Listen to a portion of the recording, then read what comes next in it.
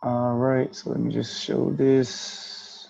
5.1, we're looking at graphing, starting Cartesian coordinate plane.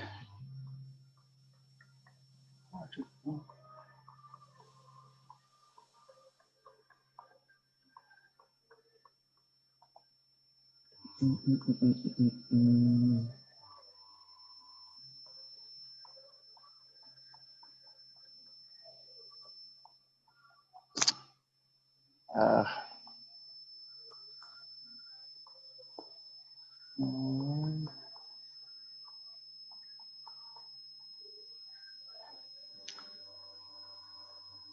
all right, so this is our Cartesian coordinate plane. It's made up of two axes. Your horizontal axis is your x-axis. Vertical axis is your y-axis. Somebody said something in the chat. Oh, it's all good. Um, so, yep. Made up your horizontal axis, which is your x-axis, vertical axis, which is your y-axis. Where they intersect is your origin. The coordinates of your origin will always be 0, 0. At the end of my axes, notice I have arrows. They are pointing and going to infinity in each direction. So it doesn't end in 5. That goes to positive infinity, negative infinity in each case. All right, so to the right of your origin will be positive values. To the left of your origin, negative values. Above your origin, positive values. Below your origin, negative values. Split up into 4 quadrants going counterclockwise. Quadrant 1, in order to get into quadrant 1, you have to make 2 positive moves. Quadrant 2, you go negative, then positive. Quadrant 3, 2 negative moves. Then quadrant 4, positive, and then negative.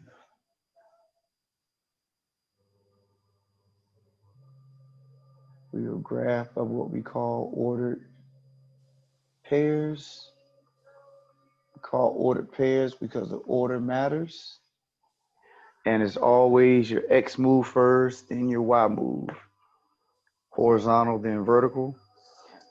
You can think about you would run and then jump, or walk and then go in the elevator to go down, whichever way you want to think about it. But it's always your horizontal move first, then your vertical move. So in other words, it's always X, then Y. X comes before Y in your alphabet. So questions on anything I've written before we actually use this information to graph some points?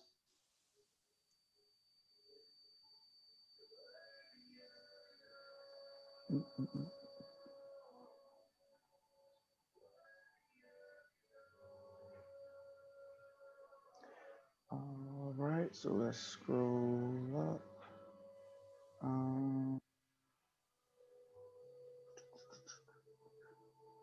Hold on 1 second.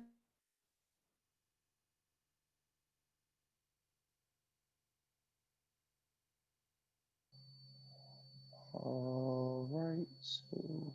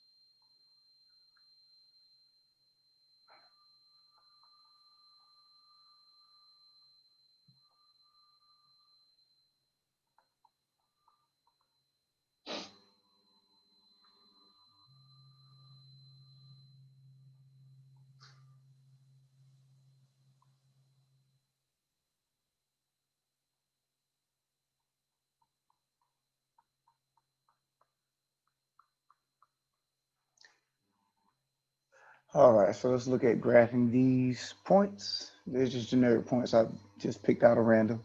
So if I wanted to graph 2, 5, I always start at my origin. If I'm graphing a point, I start at my origin and I go to the right 2, because remember this is x, this is y. So I go to the right 2, that's a positive move, then I go up 5. So 2, 5 would be up here. And that puts me in quadrant 1.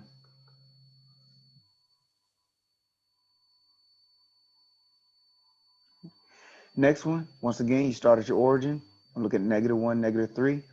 I go to the left 1 and then down 3.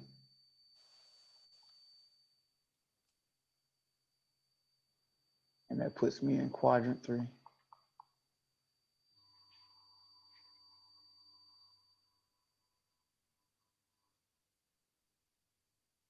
Third point, once again, go to your origin. This time I go to the left 4 and up 2.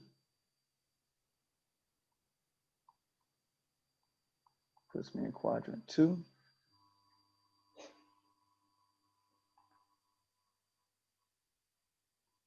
Fourth one, go to the right 1, down 5.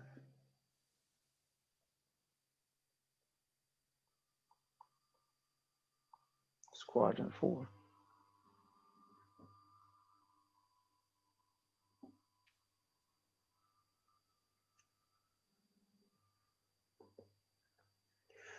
All right. Questions on those 4 before we look at those last 2? Very good, good. Okay. So next one, we go to the right 3, but then notice that second part of your coordinate is 0. So we don't move. So that leaves us on the x-axis. So it's 3, 0. We went to the right 3. We did not move off of the x-axis because y was 0. So that left us on that axis. And then for the final one, I don't go left or right because x is 0, but then I go up 3. And that leaves me on the y-axis. This is section 5.1.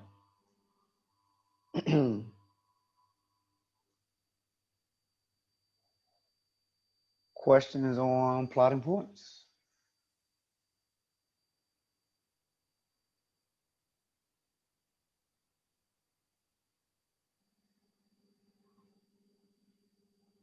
All right, I see a few people copying. I'll wait before I scroll up.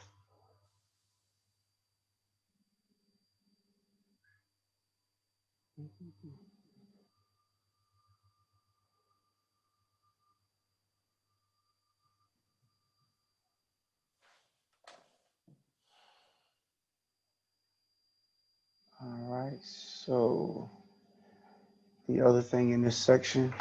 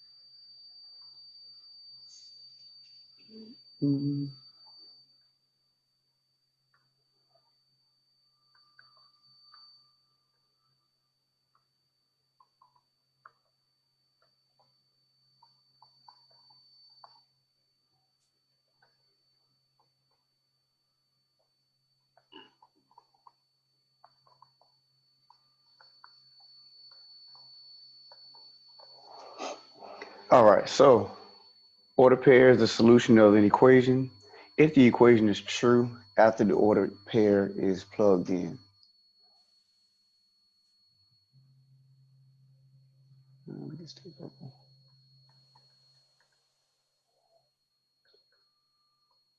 So they will give you an equation and just ask you, is the ordered pair a solution for the equation? Don't forget, the first component of your ordered pair is x, the second is y. So they're not going to give you those letters anymore. They're going to assume you know first part of your ordered pair is X, second part is Y. So in order to figure out if 1, 2 is a solution of 4x minus 3y equal to -2, I have to plug it in. I'll plug in 1 for x, 2 for y. 4 times 1 is 4. -3 times 2 is -6. And then 4 minus 6 is -2. And so, since this is true, the answer is yes.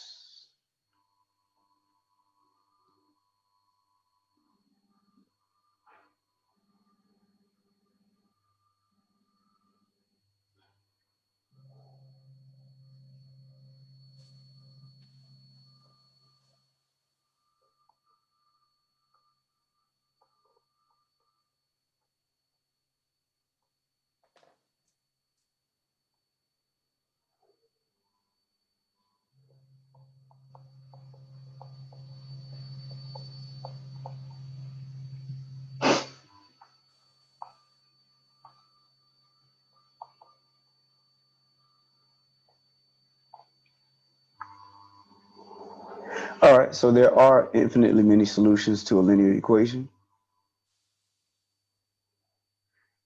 So that's not the ordered pair that works for that. Let's see. What if I do 2, 4?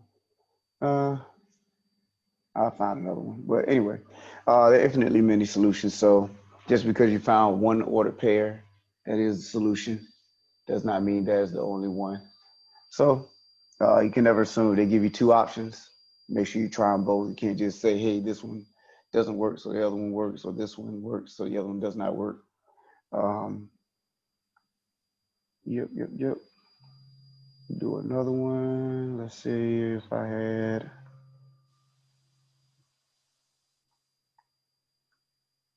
y equal to 3x 5. Don't copy it yet. I'm playing with numbers.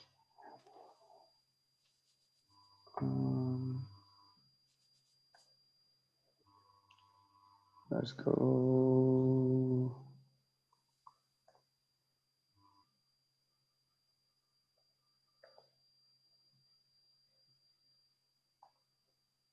And let's go 3.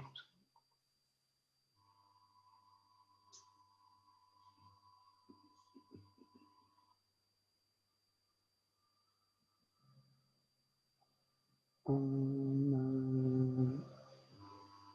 don't want to go negative.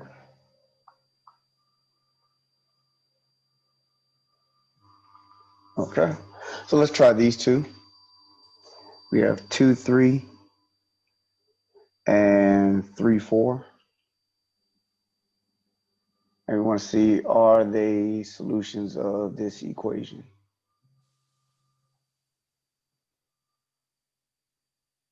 So once again, don't forget the first component is x, second component is y. Our equations start off with y, so that's where we will put just the 3. So these are 2 separate problems to try.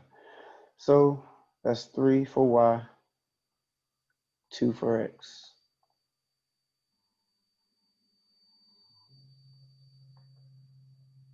So it'd be 3 equal to 6 minus 5. 3 is equal to 1. That's not true. So the answer is no for that first one.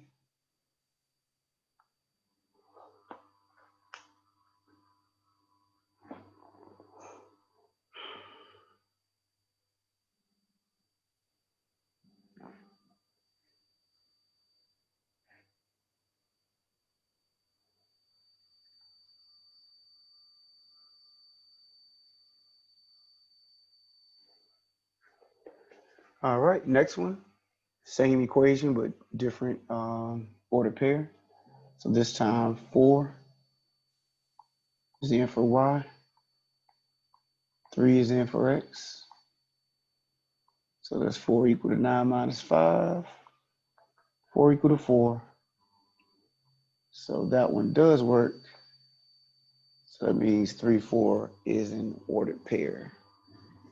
I mean, 3, 4 is a solution, excuse me.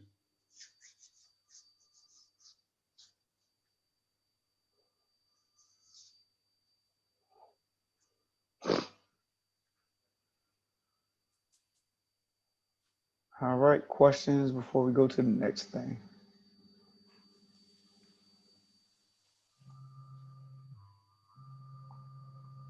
Not solving.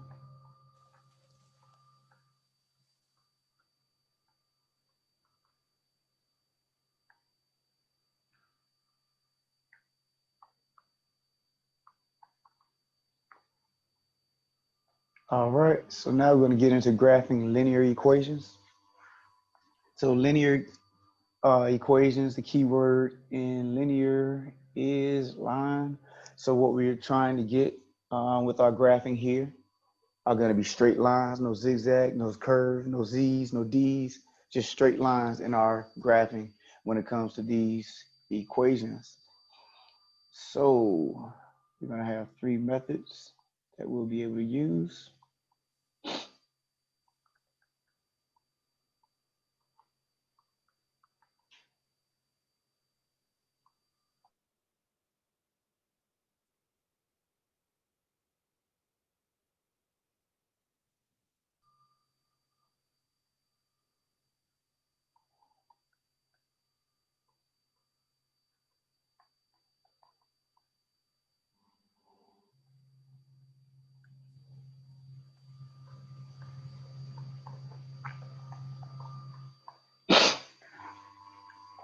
So we have 3 different ways that we can graph linear equations.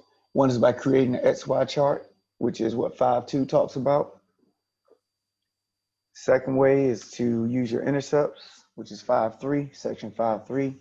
And then the third way is to use your slopes. So 5.4 introduces your slopes, and 5.5 actually uses them to graph.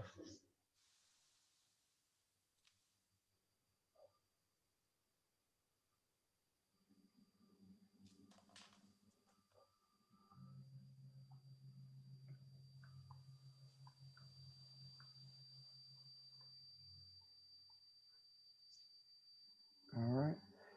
So let's look at the XY chart and what we mean by that.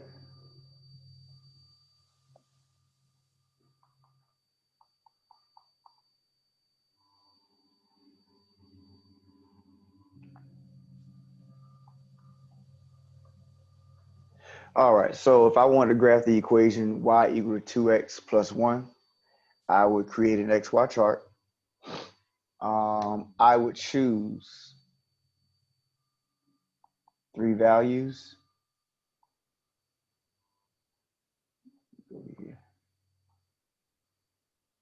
Now, if I'm not mistaken, Math Connect, you can only graph 2 points.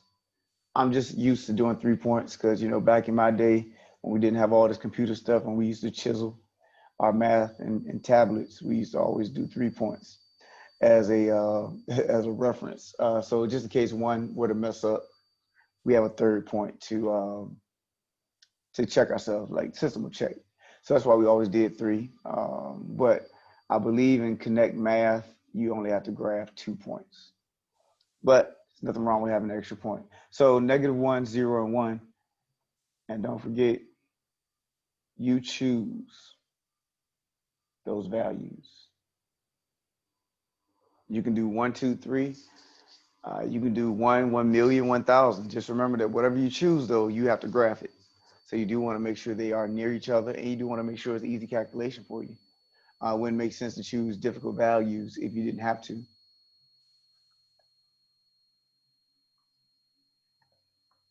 All right. So then you plug them in accordingly. You have your x values. You want to know what are the corresponding y values.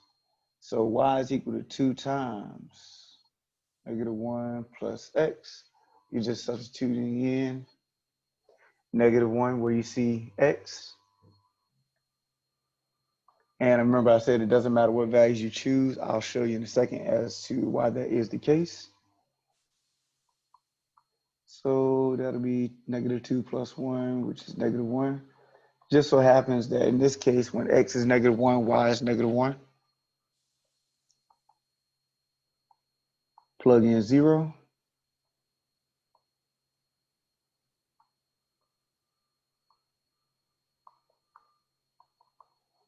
When x is 0, y is 1.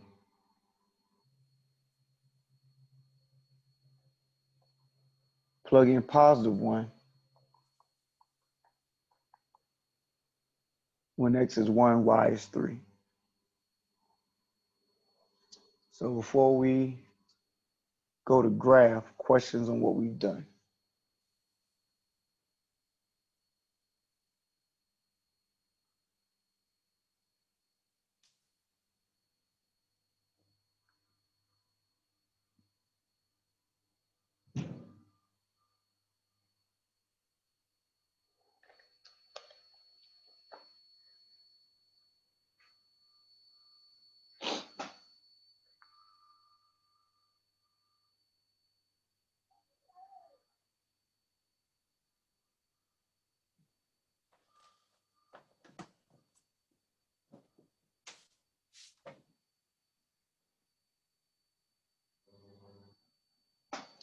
All right, so now that we have our 3 points, we can graph those 3 points.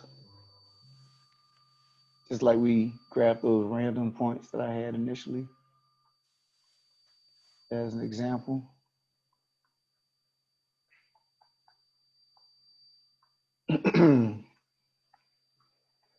So first point to the left 1, down 1. Second point, you wouldn't go to the left or right for 0 because of 0, excuse me, but then you go up 1. Third point, you go to the right 1, up 3. And that's your line.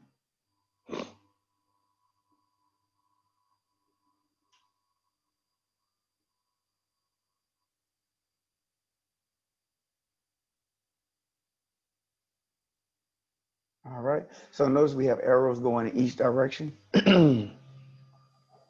Going this direction and this direction. And all that's saying is that they go to infinity in those directions. So if I were to have +20 for x, that would be way over here somewhere.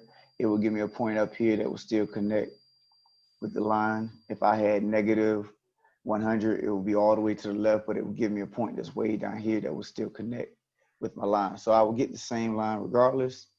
Just that, once again, remember, whatever you graph, or whatever you choose, whatever points you choose, you still have to graph.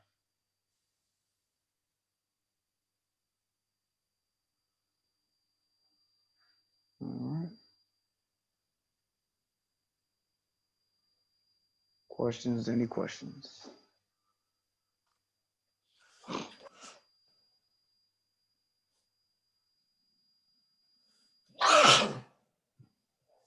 Bless you, sir. All right, let's see. What's another good one? How about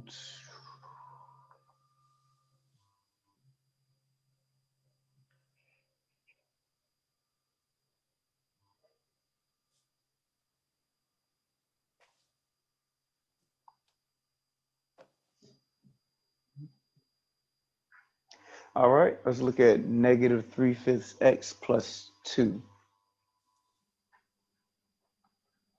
Once again, we want to create the XY chart.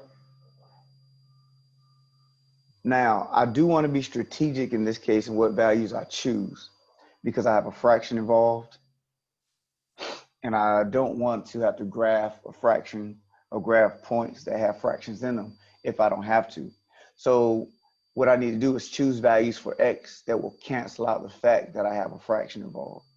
One value that will always cancel out a number when you multiply it, to it, that's good, is 0. 3/5 times 0 is 0. So that will always work. But also, you can always choose multiples of the denominator. So in other words, in this case, since we have 5, Since we have 5, you're talking about 5, 10, 15, 20, something that that denominator can divide into evenly. If I had a 7 down there, I can use 7, 14, 21, 28. If it's an 11 down there, 11, 22, 33, 44, whatever that denominator can divide into evenly, those are values that I can use. And not only that, don't forget you have the negatives that you can use as well. So what I would use is negative 5, 0, and 5. Talking about numbers that your denominator can divide into evenly.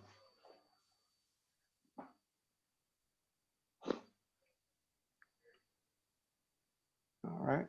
So let's see how that works. Professor, Yes, sir.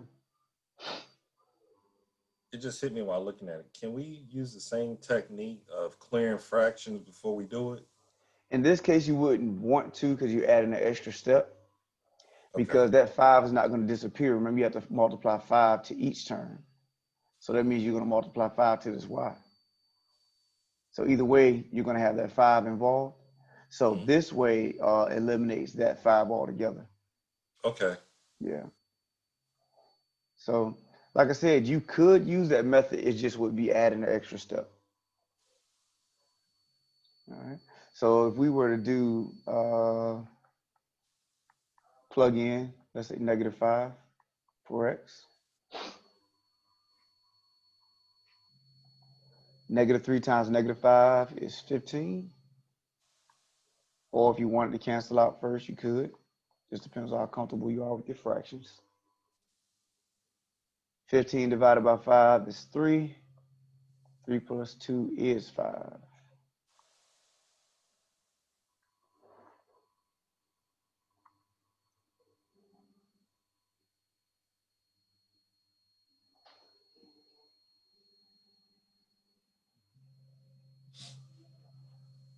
All right. Next one, plugging in 0, negative 3/5 times 0.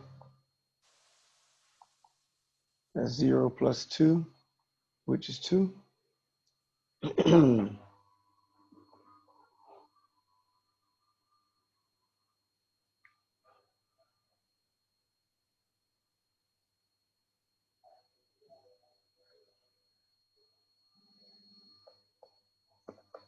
All right. And that last one, I'll just put it down here. Negative 3/5 times 5 plus 2. That'll be negative 15 over 5 plus 2. Negative 3 plus 2, which is negative 1.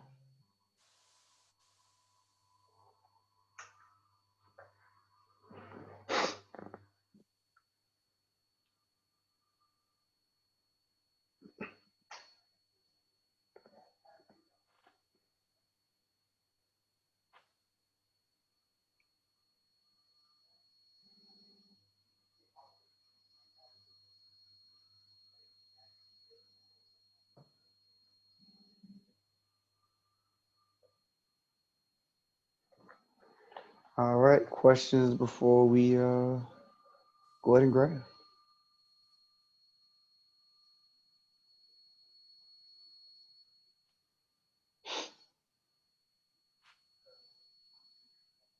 All right, so it's negative 1. So let's go back up.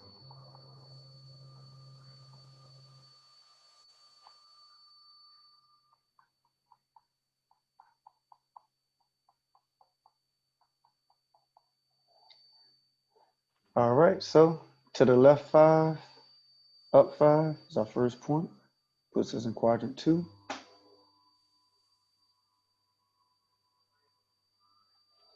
0, so you go nowhere for x, but then up 2. And then to the right 5, down 1. That would be your line.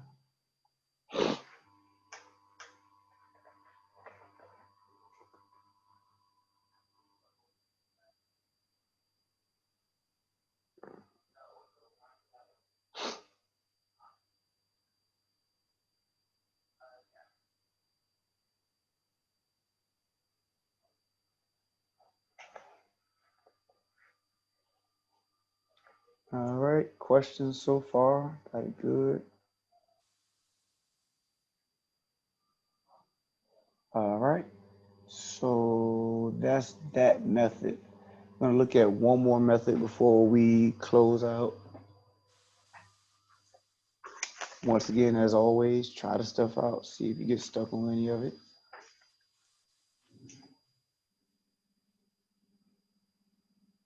And that method, all you do is choose x values, plug them in, find a corresponding y value,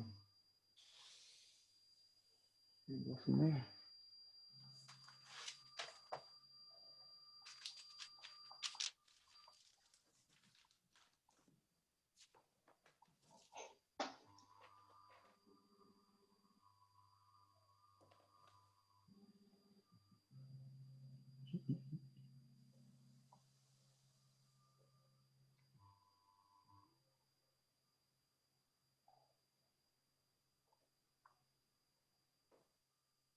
Need to be a little lighter.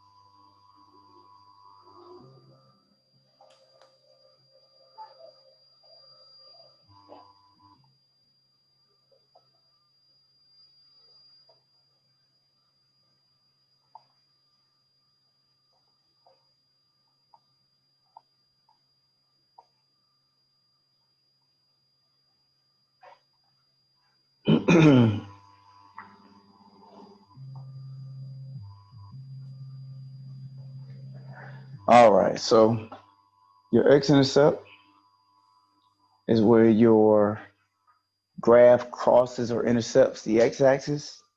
Your y-intercept is where the graph crosses or intercepts the y-axis. So now, in order for a point to sit on the x-axis or sit on the y-axis, we had something that had to occur. So when we talk about your x-intercept, if we had a point that sat on the x-axis, our x component can be any number, but what had to occur was that y was 0. That had to be the case. That's the only way that your value could sit on the x-axis and not move.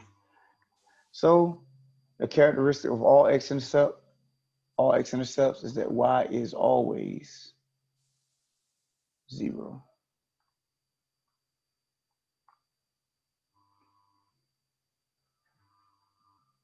And then for your y-intercepts, in order for it to be on the y-axis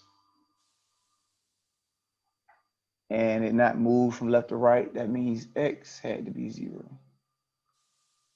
Y could be anything. So for your x-intercept, x is always 0.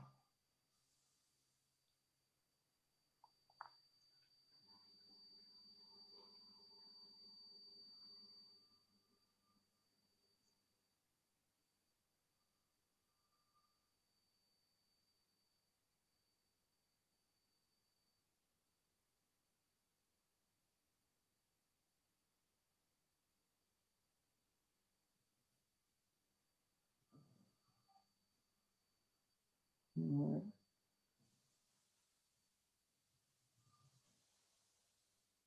Still see writing, so I'll wait a second.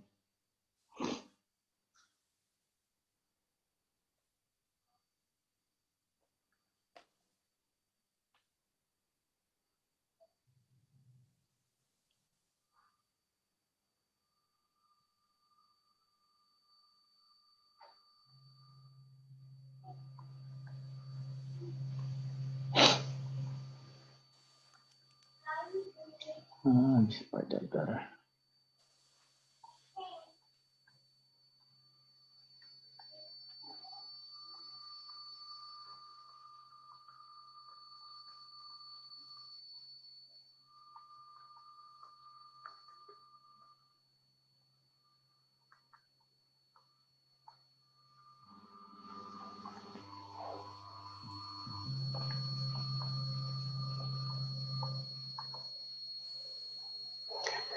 All right, so let's say if I had 2x plus 3y equal to 12, and I want to graph using your intercepts.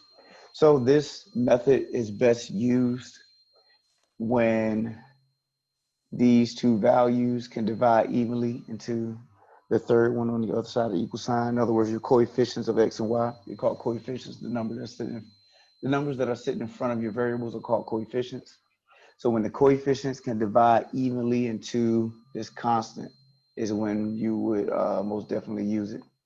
Let's say if you were doing a problem on your own. So it doesn't matter which one you decide to find first. Let's say if I want to find my x-intercept first. Remember, characteristics of all x-intercepts is that y is equal to 0. So that's where you start. If you want to find your x-intercept, you start off by letting y be equal to 0.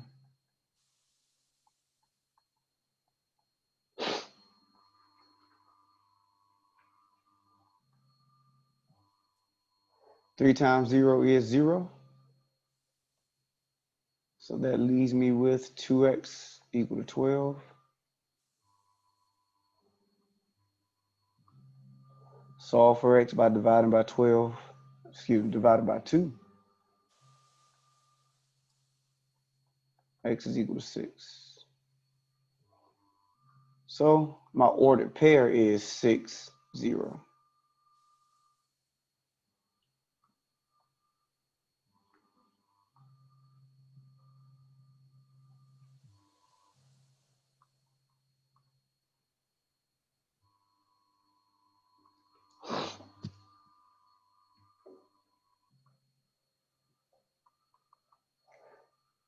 All right. So to find the next one, remember they're separate points. You have to find one point, then the other point. Like I said, it doesn't matter which one you decide to find first or calculate first. I decided to go with my x-intercept first. So my x-intercept is 6, 0. Remember we said y was equal to 0. Calculated down to find x, which was 6. Now to find my y-intercept, I let x be equal to 0. Plug in x accordingly.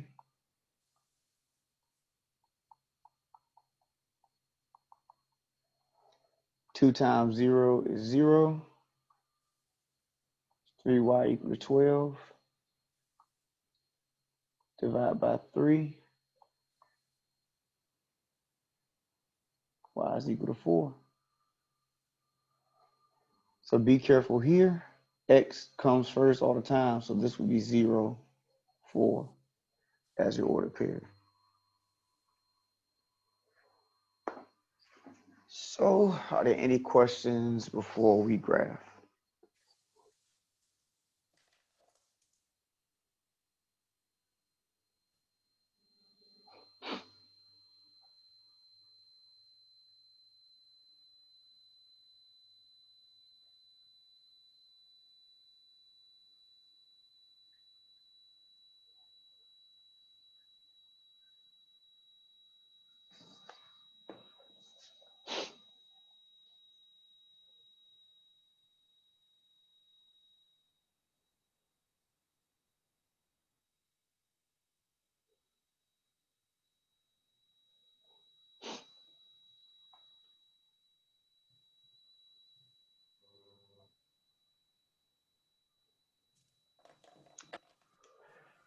All right, so let's graph that.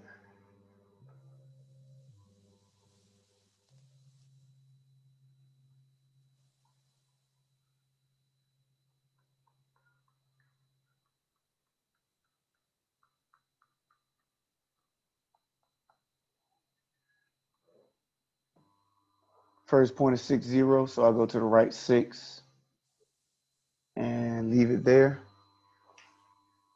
Next point is 0, 4. So I do not move left or right, but I go up 4.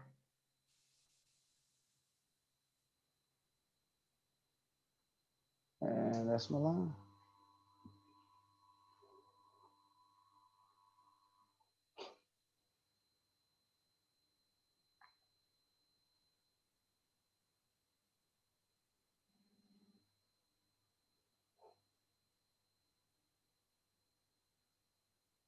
All right, questions before we do another one?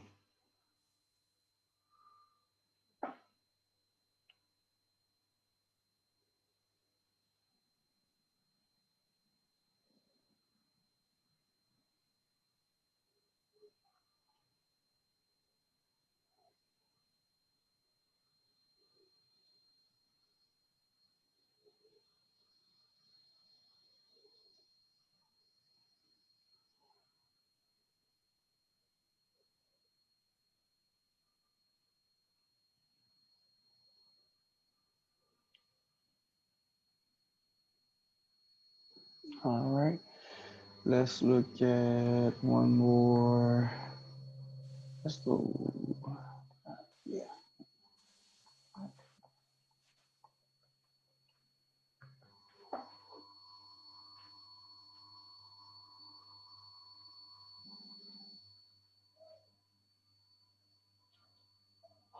All right, 5x minus 4y equals 20.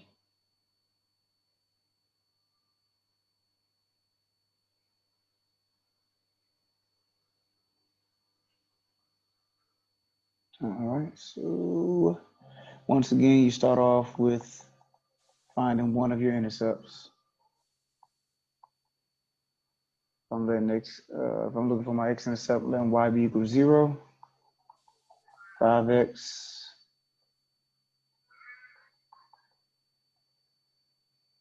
plus 4 times 0 equal to 20. Make room.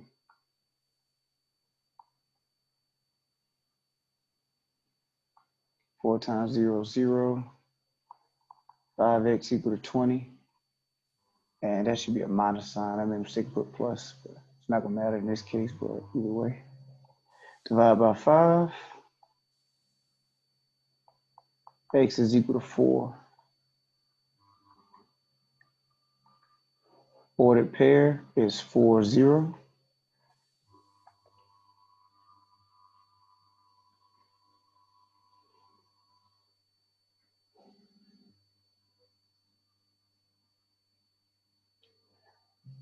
Same thing for your y-intercept, except x is going to be 0.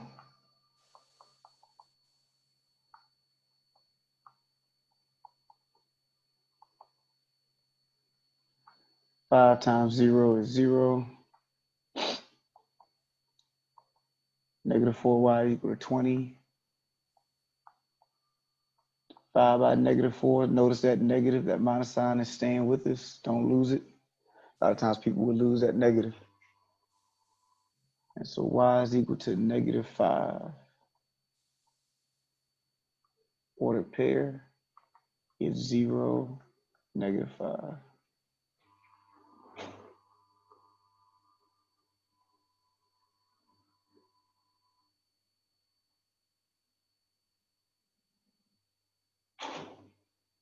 All right. So we graph those 2 points.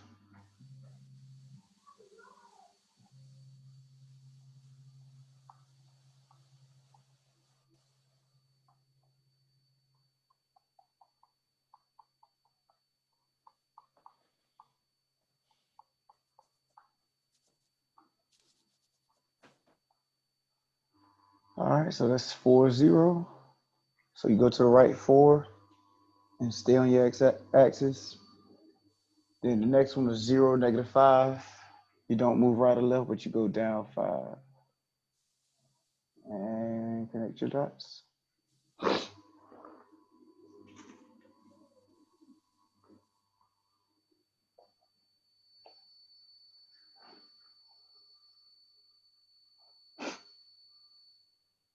Questions? Any questions?